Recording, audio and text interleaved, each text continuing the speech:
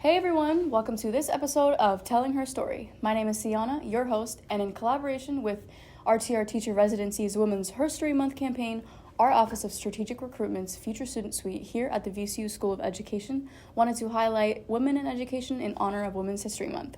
I'm joined today by Jill Rao, a second-year student here at VCU. She's currently pursuing a degree in early childhood special education and early intervention. So let's get started. Jill, tell me a little bit about yourself and what inspired you to pursue a degree in early childhood education. So I've known since I was fairly young that I wanted to be a teacher. And through just working with kids at church and just kind of that sort of experience of not really being fully in charge of kids, but being able to help out where I could, I learned that I work a lot better with younger kids than I do older kids. I'm very much so all right, friend, catch a bubble. And I know that wouldn't go well with high school students. Yeah.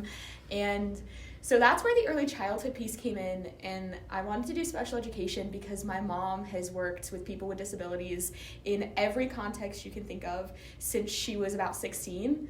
And so I've grown up around that, and through that I've grown up with a love of advocacy and just working with people with disabilities. And so those two combined, it just kind of made sense for me to do early childhood special ed. Yeah, that's awesome. Why do you think that it's important for more women to step into leadership roles in education? So a lot of people, I feel like when you think of education, your mind automatically goes to teaching, but education is so much more than that. It's weird to me that teaching is such a female-dominated role, but then when you get up to administration and higher, it's fairly male-dominated, and that's so, that's weird to me. Yeah, it's like a disconnect, how Exactly. does it transfer on from female to male dominated, Exactly, and so I think women should break through that and kind of break that barrier almost, and have those roles up higher, because that's just, I think more men should definitely be teachers. I think there should be more of a mix. I think I never really understood why there was teaching is female dominated and administration is male dominated. I feel like there's not much of a reason that both shouldn't be both, if that makes sense. Females definitely do dominate the teaching sphere. Is there a certain teacher that you had growing up in school or even in college, a professor that had a lasting impact on you, and do you want to maybe shout them out? Yes. I don't think I can use her name, but she was a teacher that I had when I was in high school. I was in a program called Teachers for Tomorrow.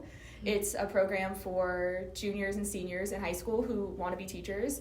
And so you get hands-on experience, and you get one of the teaching licenses you need by the end of the program. And so it's really cool. And she to this day is my favorite teacher. She is still one of my mentors today. I had her 3-4 years ago. You still keep in contact with her? And I still keep in contact. That's She's awesome. still one of my biggest mentors because she really showed me what it means to be a teacher. She truly cared about her students and the family. When you step in that classroom and you immediately get a sense of family. The way she ran her classroom across the students, the way she interacted with us, she cared about us as humans, but she also was so passionate about the classwork we did and what she was teaching us, and that was so evident, and I aspire to be her. Yeah, I do really love when teachers have that passion for what they're teaching and not just kind of throwing information at you. They really want you to thrive and learn, and have an interest in it as much as they do. It's really rewarding. And she was really good about if something wasn't making sense, then she would alter what we were doing to make sure we felt comfortable with the material. And she kind of tailored it to us, and it helped that we were a small class. There were 10 of us, but that still made such an impact. Yeah, and I still really appreciated it. Yeah, it sounds like your experience in education and learning about education has been very positive. What's been the most rewarding part about your education journey so far? I think the hands-on experience has been so incredible. I love being in the classroom and learning about it, but it's also really cool to be able to apply it. Like in high school, I worked in a preschool, and I was a preschool teacher after school. Every day I was there for a few hours, and I was one of the teachers, and it was incredible. But it's really cool to sit in the classroom and learn about something and say, oh yeah, I remember that happening when I remember this is how I could have applied it back then. Yeah. And it's really, really cool to see like the real world application of that. Yeah. What about like challenges? What challenges have you faced as a student in this field, and how have you overcome them? I think me specifically, because I was in a teaching role so young, like there were a couple weeks at the preschool that I was allowed, when the lead teacher was out, I was her sub, so I got to plan all the lessons, prep all the materials, carry them out. I was the teacher for that week. And it was absolutely incredible, but a lot of people doubted me because I'm so young and because I'm not as experienced as everybody else.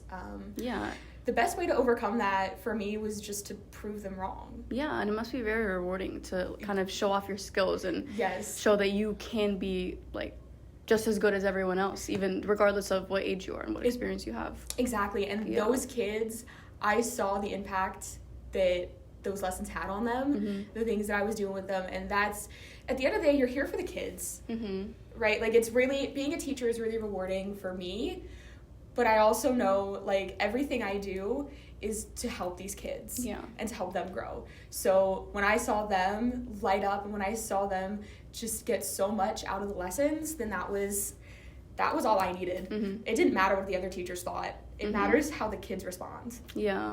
I really love when people have that passion, because I feel like teaching, for some people, it just comes very naturally. And I feel like for you, like, that has been the case. And that's just really, it's really beautiful to see, because, like... Thank you. Yeah, because a lot of teachers growing up, I've seen, like, they don't really have a passion for it, and you can kind of tell. But it seems like in the future you will be a really good teacher. I appreciate that. Yeah. So like, what's, like, for the future generations, what's one piece of advice that you'd give to other young women considering a career in education?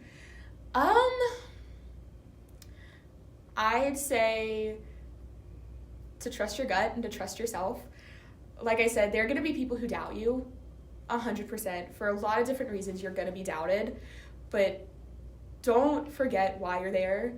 Like I was saying, you're there for the kids, and trust yourself too. You're there for a reason. You are in that position for a reason, and you can do amazing things with that. Yeah. So yeah. Wonderful. Well, thank you so much for being here. Yes, thank you for having me. Yeah, and thank you everyone for joining us on this episode of Telling Her Story. You can connect with Jill on Instagram. I will insert it in the description below, and we will see you in the next one. Bye, y'all. Thanks so much. Bye.